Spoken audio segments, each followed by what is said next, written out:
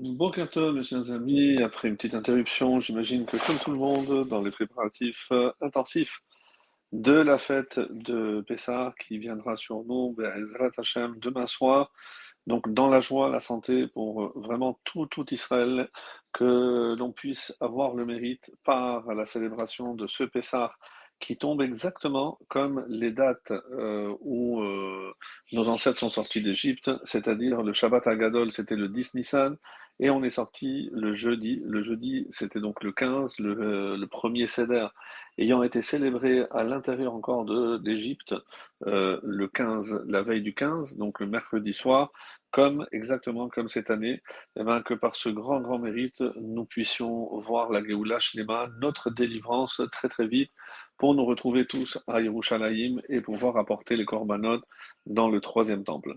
En attendant, et pour célébrer justement cette soirée du Seder dans la joie, comme on avait vu précédemment, il est très important de respecter l'ordre et surtout, même et malgré la fatigue, rester jusqu'à la fin. Je ne parle évidemment pas de Shefor Hamatecha, c'est-à-dire ce que le texte, la suite du Hallel que l'on doit dire après le Birkat Amazon, qui symbolise, comme nous l'avions déjà précisé, notre délivrance à nous, et c'est pour ça que cette partie est tellement importante, puisqu'elle représente le futur et on avait dit que cette coupe correspond à la galoute de Édom, c'est-à-dire l'exil de Rome dans lequel nous nous trouvons encore.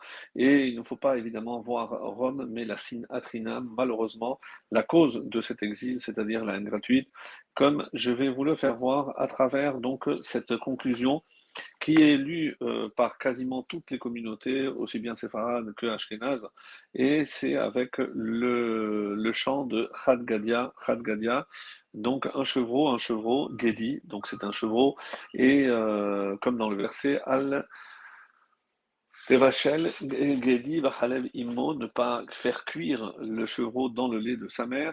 Et on va essayer de voir un petit peu de plus près la symbolique de cette conclusion. Pourquoi on termine avec ce chant, peu importe l'ère dans les différentes communautés, séfarades ou ashkénazes, comme je l'ai dit, mais quelle en est la signification? Alors, la plus connue, évidemment, c'est celle du Gaon de Vilna.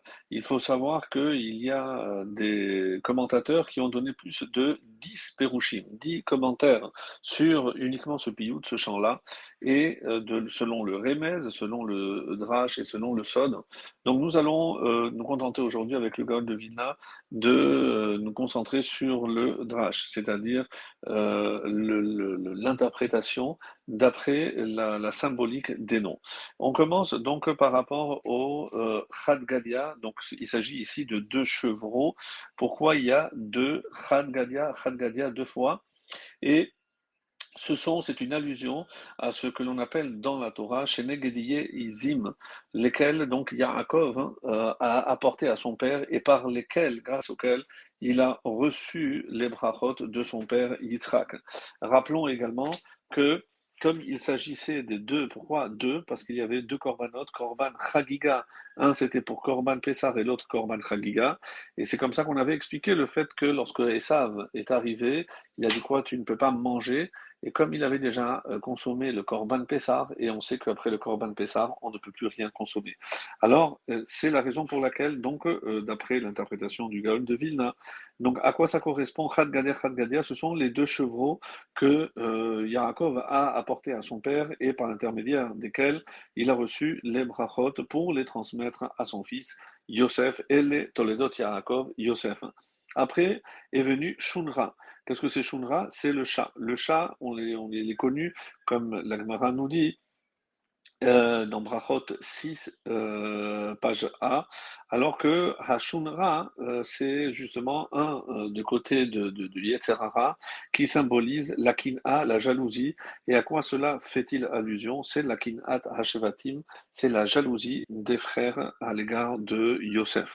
Ve'ata kalba, après est venu le chien. Le chien, c'est un symbole, comme c'est rapporté dans le Midrash Rabbah, sur Shemot, et on nous dit que c'est Paro, comme c'est rapporté, donc comme j'ai dit dans le Midrash, Chalba, c'est Paro. Paro est arrivé et Moshe donc a dû frapper Paro comme un chien, avec quoi? Ve'ata chutra. Chutra, donc c'est le bâton. Zehamate shehika le pharaon, c'est le maté, le bâton qu'a utilisé Moshe Rabbeinu pour frapper évidemment le pharaon et l'Égypte. Ve'ata noura, malheureusement donc est venu le feu. Et que représente le feu? D'après le traité de Kiddushin en page 81a, le feu est un symbole donc du Yetzer Hara. Et quel Yetzer Hara en particulier? Celui de la Avodazara, qui malheureusement fera que donc on va brûler le Beth Amikdash. Vesaraf lechutra, et tout le mérite qu'on a eu de la sortie d'Égypte à travers le Mishkan et tous les ustensiles, les ustensiles du Mishkan qu'avait construit Moshe, malheureusement, à cause de ces fautes-là, eh ben, ont disparu. Ve'ata Maya, alors que faire avec ce Yetzer Hara? On sait très bien que les membres de la Grande Assemblée, ce qu'on appelle Knesset HaGedolah, eh ben, sont venus pour éteindre le feu, quel feu? Le feu de la Avodazara. Et c'est comme ça qu'on comprend la suite donc de ce chant. Comme c'est marqué, Kimot Namut Vechamaim Hanigari Marsa, dans Shemot L2, le chapitre 14, le verset 14. Et si on continue, donc l'homme disparaîtra. Alors pourquoi? Parce que Boer va Eshtamid, parce que le feu brûle en lui. Donc ils ont prié pour la disparition du Yetzer Hara. Atamaya Vechiba Lenula, et donc est venue cette eau et a éteint le feu. Les membres de la Grande Assemblée ont annulé le Yetzer Hara de la Vodazara. Shiatsa Ke'esh mi bet kodesh hakodashim, et qui est comparé comme un feu, et c'est un feu de sainteté qui a donc éteint ce feu de la Vodazara. Ve'ata Torah. Et là, malheureusement, est venu le taureau. Le taureau, dit le Zohar, c'est une allusion à Édom, Rome.